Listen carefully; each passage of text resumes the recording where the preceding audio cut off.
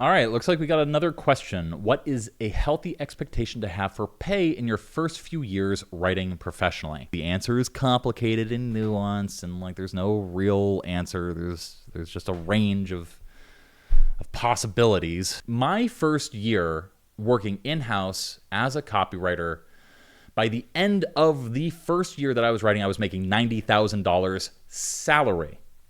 That is per year. That's a lot of money. But compare that with when I was trying to write freelance, and I was making a few $1,000s a year because I was working full-time and I was going to school full-time, and I was also picking up writing jobs on the side.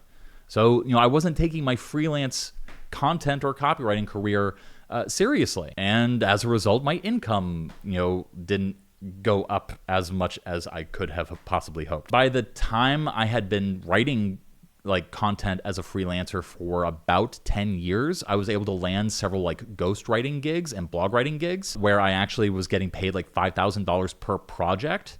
And if I had better processes back then, I probably could have knocked each of those projects out in a month, which, hey, presto, right there, that's $5,000 a month. But I didn't achieve that. It's freelancing. Freelancing is a lumpy thing.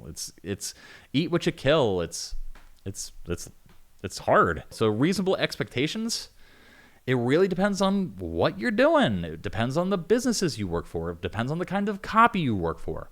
Credit where credit is due. There's one copywriter doing the YouTube copy info publishing business thing, and he says that a very frequent obstacle for a lot of people that are trying to make it as a copywriter is that they're just writing the wrong kinds of copy for the wrong kinds of businesses. If you are trying to write email copy, for example, there's a ceiling on that, especially if it's not tied to a conversion, like a sale. There's always going to be a ceiling on that because a business has revenue and expenses. And if you aren't generating revenue, you're an expense. So a business is going to pay for you because it's something that either they should do or feel that they should do. And then just as a result, you're always going to be on the chopping block, but there's also you're never going to be able to raise your rates with those kinds of clients or those kinds of businesses. So, sucks to be you if you are in that kind of situation. But even if you were writing the correct kind of copy, like for example, let's say you are a flippin' genius at writing long form VSLs to cold traffic that sells them dick pills. Let's say that you are just the best copywriter in the world at that.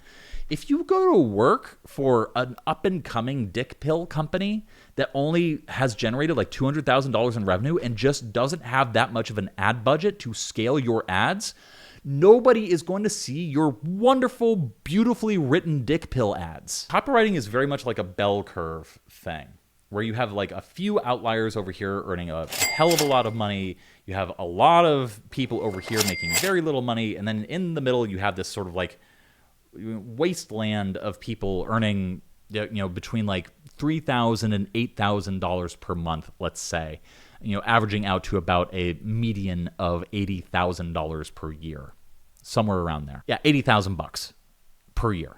So a lot of people get there probably around 2 to 3 years into their professional career. And again, this is if you're working in-house. If you're a freelancer, sky's the limit if you're just doing the correct things. For example, if you find the correct client, you're writing the right kind of copy for the right client, you write the correct kind of deal, you develop processes and procedures such that you're actually able to scale and create more efficiencies in the work you do for that client. And then you go to replicate that with a second client, and then a third client, and then a fourth client. And then pretty soon, you're making so much money with that fourth client that you go to your first client and be like, hey, I got to raise my rates. Or I don't think we can work together anymore. And then that first client says, okay, we'll either pay you more, or they'll say, well, we can't afford you. And then you say, well, sorry, ta-ta, here's a reference to a really good copywriter who learned from me and who can do what I do. Call them, but I got to move on to bigger opportunities.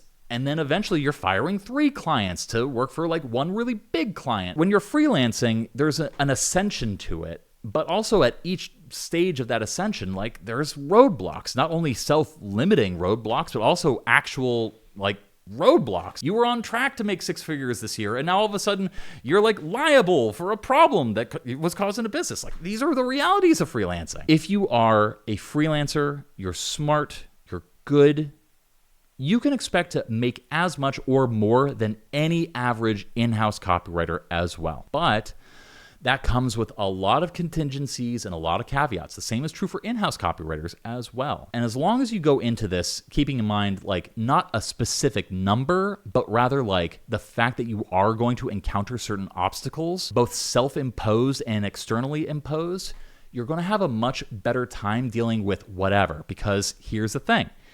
If you are not happy with the income that you are making from what you're doing, you have two choices and only two choices.